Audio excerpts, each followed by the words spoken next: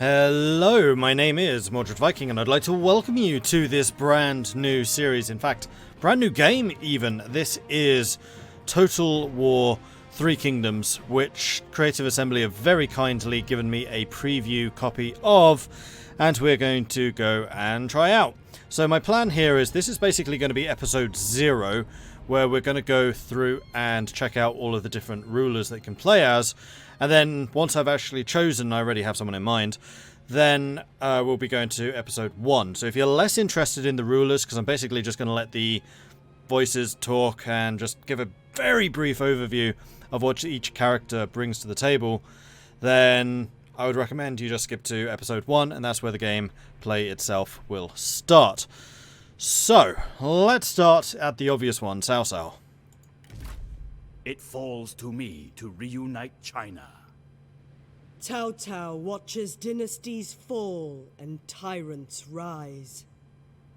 He has seen power slip into the hands of the undeserving, and through the chaos, plots a path back to order by his hand.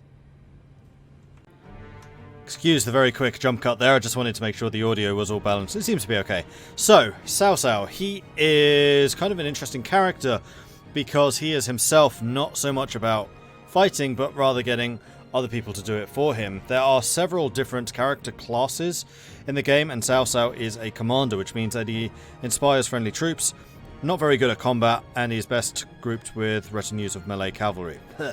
He has an upkeep of cavalry reduction and also gains military supplies, as we can see down here. And he also has a faction specialization, which we can see here, which is credibility. He can incite proxy wars, he influences diplomatic relations, and his credibility recovers over time. So that sounds like it's a special currency that you can basically spend to do more diplomacy. They have got 2 special types of cavalry, the Tiger and Leopard cavalry, available for characters level 3 or higher. Has good defense against missile but low damage. And then the Heavy Tiger and Leopard cavalry, which is more of the same but a higher level at level 6. You can get a farming garrison, which is food and replenishment.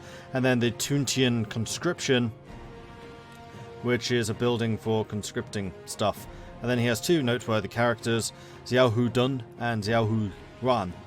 You'll have to excuse the way that I pronounce some of these names. Like, I've heard Creative Assembly, a couple of their streams, pronouncing various characters like Cao Cao, but some of them I haven't, and I'm not amazing at Chinese, I must say, so I'll probably get some of them wrong. Anyway, that is Cao Cao. I don't want to, spend too much time on each of these, because as we actually play these characters, and I'm sure we will get through the majority, if not all of them at some point, because this game looks really good. Am I allowed to say that? I'm going to say that anyway. We'll spend more time lingering on all the text and all the details and all that stuff. So, with that in mind, let's move on to Liu Bei. Humility keeps one honest. Liu Bei sees chaos in the face of Dong Zhuo, and will not rest until the tyrant's corruption is uprooted and the Han dynasty restored. In fact, you know what, sorry, I will read. His family, the Liu family, is only nominally attached to the Han, yet there are still those who urge Liu Bei to redeem China from madness and restore the crumbling dynasty. Humble, virtuous, and kind, Liu Bei is an inspiring presence, summoning strength from unlikely places and forging unshakable bonds with those who follow him. So Liu Bei starts in a very small area. In fact, I think he may even just be an army, or maybe one commandery or something like that. He is also a commander, much like Cao Cao. He gains +4 public order and 50% reduced upkeep for militia infantry. His special ability is Unity, which increases your prestige, unlocks administrative positions and increases income. Unity increases if generals are satisfied, and satisfaction can be managed with unique assignments. And his playstyle focuses companionship. He has 2 special archer units, the Yi Archers, which are available for level 3s and are apparently good at fighting. And then also the Yi Marksmen, which are basically the same but better. You've got the Shu Han tax collection, which is peasantry income up, public order down. He can confederate from the very start of the game, and he can integrate Han Empire settlements, so he should be able to expand relatively quickly. Definitely more of an focus on diplomacy for Liu Bei, I mean, Cao Cao as well to an extent, but Cao Cao's more about the manipulation, while Liu Bei is getting people to do stuff for you because they want to, because they're friendly. Alright, let's move on to the next one. Honor others to honor yourself. Sun Jian has never shied away from opportunity. And despite his loyalties, the fall of the imperial court presents great opportunities. As a young man, Sun Jian rose from the obscurity of his mercantile upbringing, learning the deeds of his father, that fortune must be seized, never expected. Since then, he was always led at the head of the charge, earning the epithet the Vanguard General. It is determined spirit that drives the Tiger of Jiandong forwards. May his roar sweep all obstacles away. So he is a sentinel. Sentinels excel at locking down enemy generals. They're holding a choke point for a long period of time. Best grouped with a retinue of glaive infantry and melee infantry. So the sentinels are your tanks. They're the ones who hold their ground and never falter. His bonus is plus 25% campaign movement range if he starts in a friendly sea region. So sounds like he's a bit of a sailor. And then plus 10 morale when attacking. He has the heroism specialization, which decreases unit recruitment and upkeep costs, increases the satisfaction of characters, and heroism is gained from inflicting more casualties than the enemy, which is something I would really hope most characters would try to do. And his playstyle focus is expansion.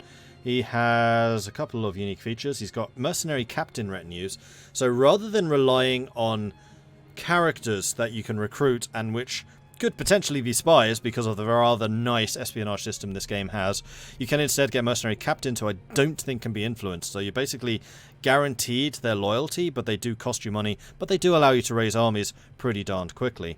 He's got mercenary archers, available at level 3, mercenary infantry, and then mercenary cavalry, which I think are the soldiers who come with the mercenary captains. And he can build the mercenary outpost, which grants him access to mercenaries. Okay, onwards. Know your heart and harden your actions to its advice. In the cacophony of rising chaos, Gongsuen's son is heard, like a clarion call above the fray. He stands firm in his beliefs and is unafraid to do what he feels is right. A childhood friend of Liu Bei, Jian earned a reputation as a fierce warrior, defending the empire against foreign foes beyond the border. Jian rules his lands with the same martial mindset which he governs his forces. On the dangerous fringes of the empire, military precision in all things must be observed. He's basically the Prussia of China. I mean, there had to be someone who was the Prussia of China. It's this dude. He is a vanguard. Vanguards excel at breaking through enemy troops, however weaker against other generals. Best grouped with retinues of shock cavalry and polearm cavalry as a plus 50% reinforcement range and plus 12% for all shock cavalry. So that's my kind of cavalry commander, if I ever have to use cavalry. He's got the White Horse Raiders, who have a bonus to mobility but poor armor, which is kind of against that. And then also the White Horse Fellows, which are the same but better. And then the military governmental building chain, increases income from all sources and also public order. His speciality is the military government. He has a unique built military inspector court position, which is like your government. You can assign people to offices in government, and he has a special military inspector position. However, he is limited in the number of administrators he can have. So those are the more civic people. In fact, does it say? Administrator is a position within the government. Administrator oversees the local government in a commandery and provides certain bonuses to these lands. So very militaristic, but not a great economy from the sounds of things. Stay your thoughts until fully formed. Yuan Shu is the Han's loyal defender, and will follow the dynasty to whatever end. It was he who stormed Liaoyang to liberate the emperor, personally slaughtering the traitorous eunuchs in his lord's defense. Descended from power and prestige, Yuan Shu was chosen because of his reputation and wealth to lead the coalition against Dong Zhuo's tyrannical reign. Although the coalition now stagnates, the Dragon of Yuan stands proud, although he may lack substance. Let none doubt his ostentatious style. He is a commander, which is the commandery person. He has plus 6 morale and minus 50% recruitment and upkeep cost for captain retinues. So I don't know what those are. They're not mercenary captains. Not sure.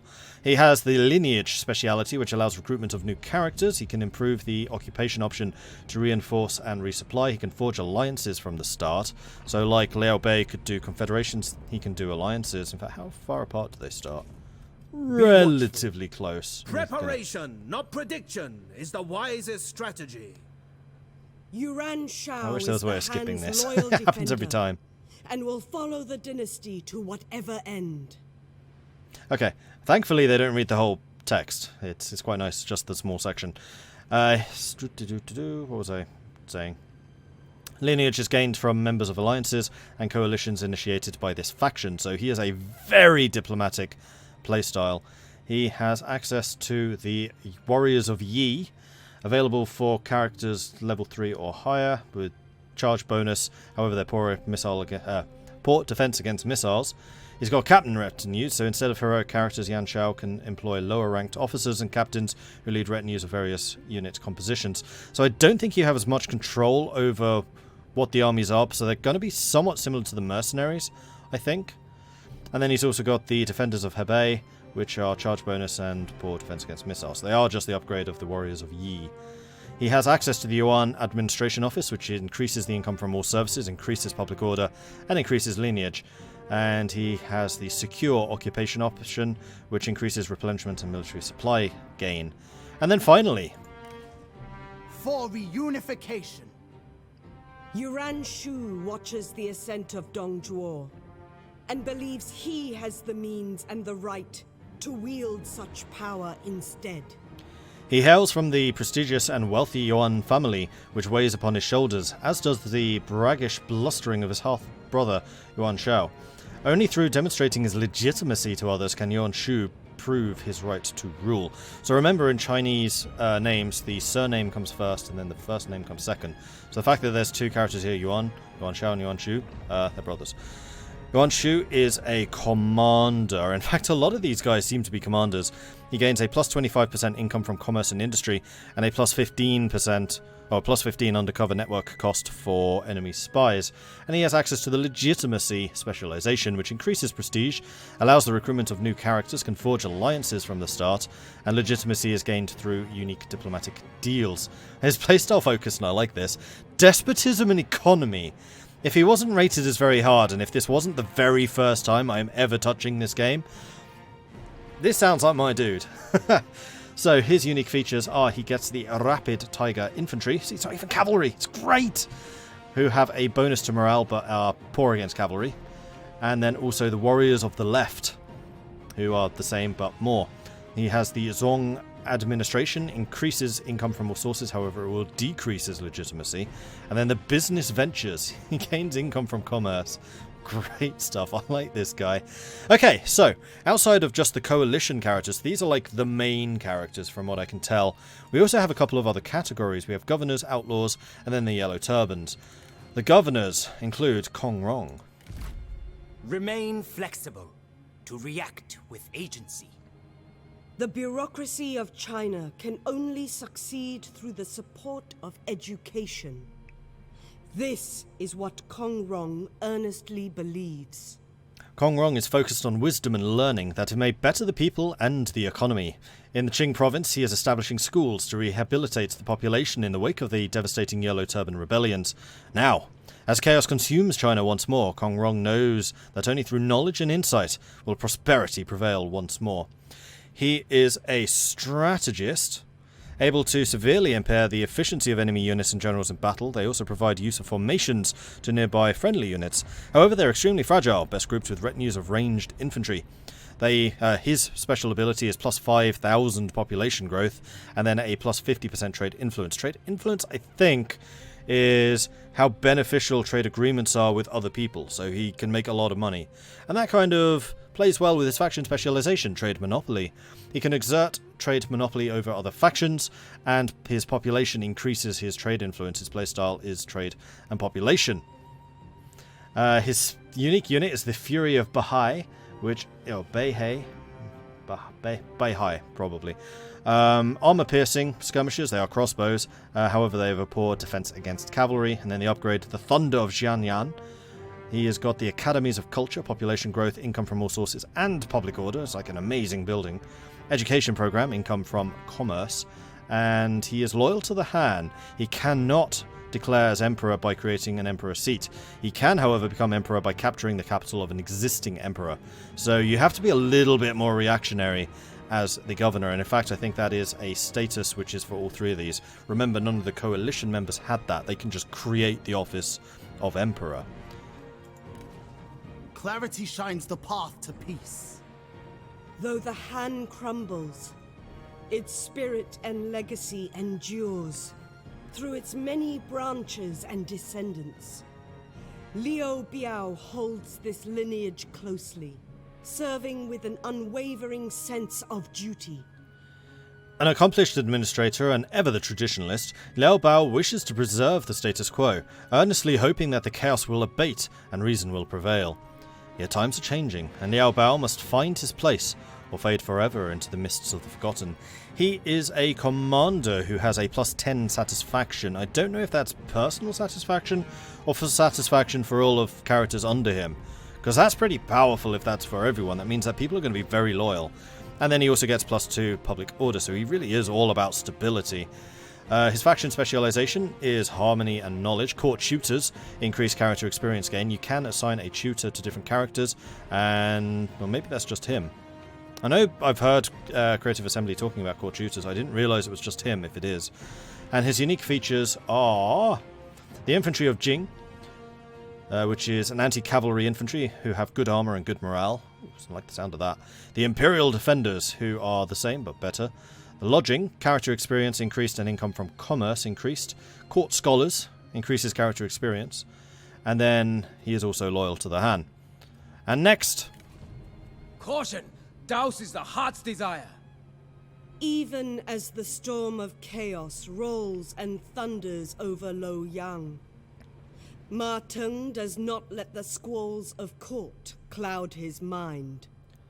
Though many say the dynasty is finished, Ma Teng remains loyal to the Han, prosecuting the enemies of the Emperor above all else.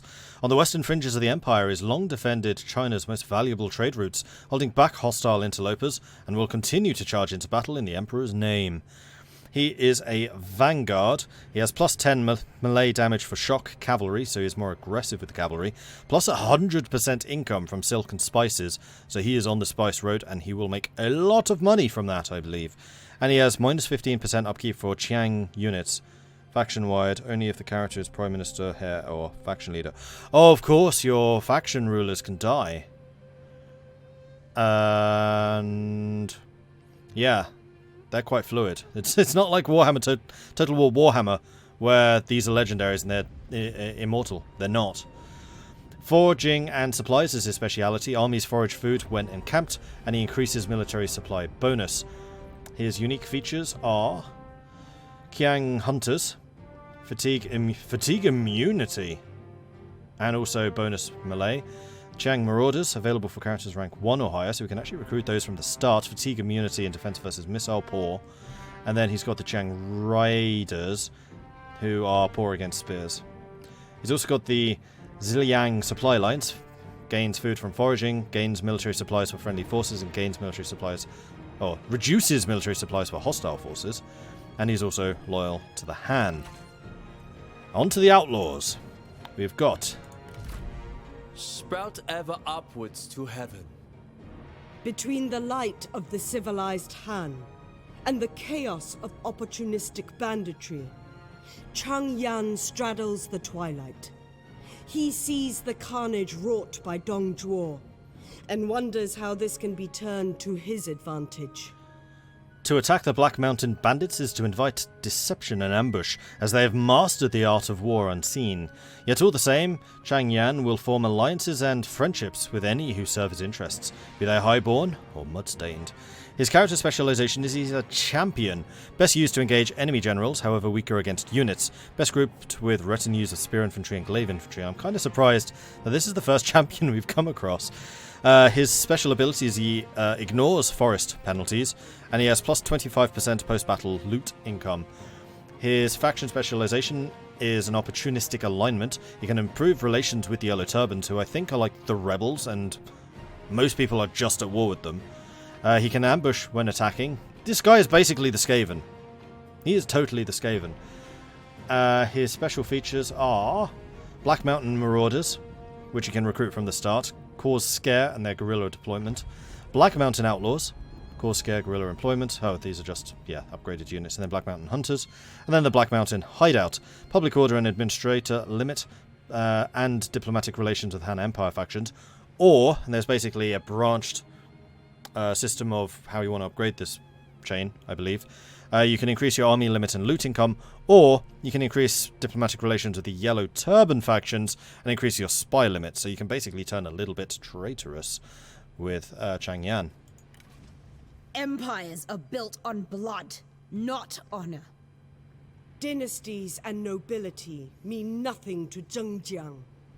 She prefers to seize glory in her own way. As the hand burns, she sees at last the crumbling of an institution she deeply despises. What have they ever known of hunger? What fear have they ever felt for the corrupt and avaricious officials? Jiang Jiang has never known the ease of a noble upbringing, nor the expectation of a civilized society. Instead, she is resolved to earn fame and prestige for herself through merciless fury and unrelenting strength.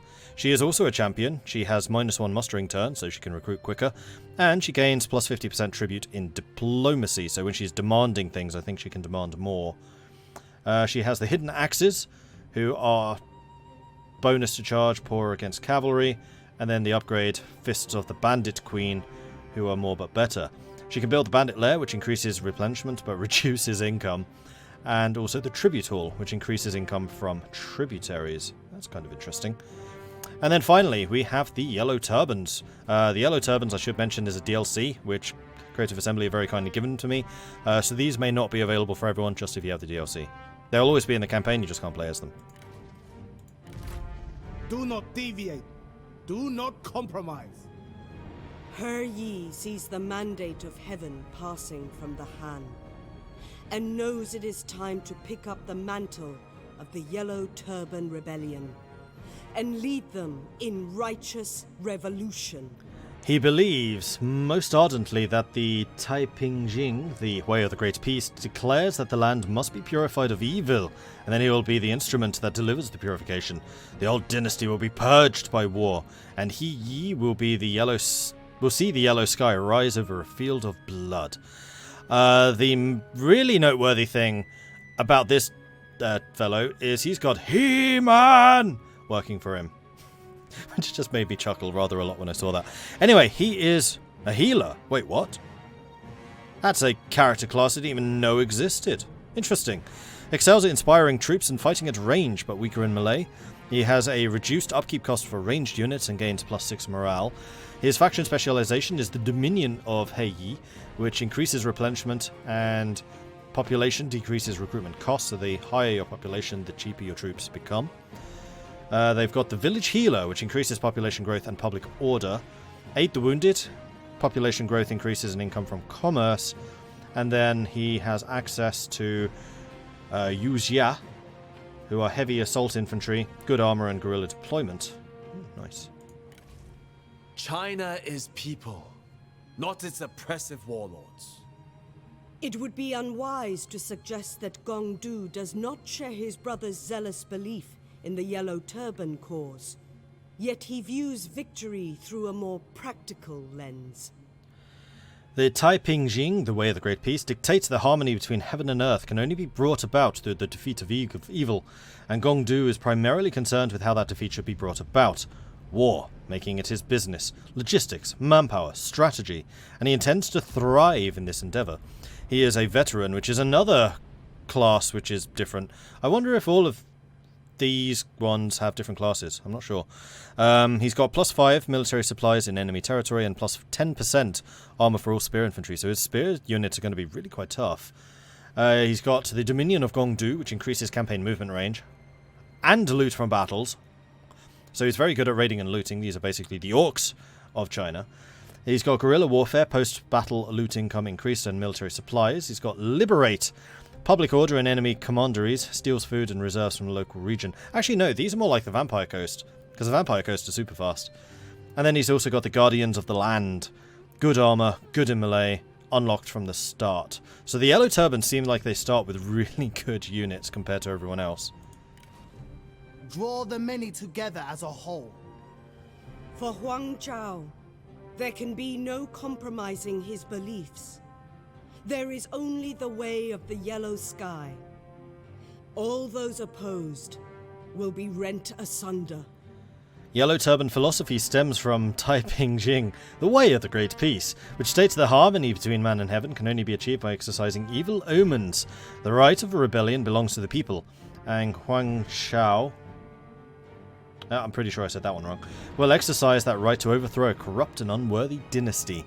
His specialization is a scholar, so these are definitely 3 different character classes compared to everyone else. Excels engaging enemy generals and highly skilled foes, but easily overwhelmed. He's got +4 population growth and +10 melee evasion for melee infantry.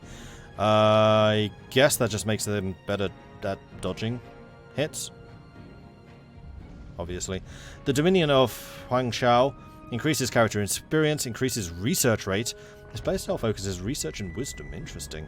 He has the Gardens, which increases research rate and satisfaction. He has the Seek Talented Individuals learning assignment, chance of finding exceptional characters, and then also Archery Masters, who have a bonus to missile attack.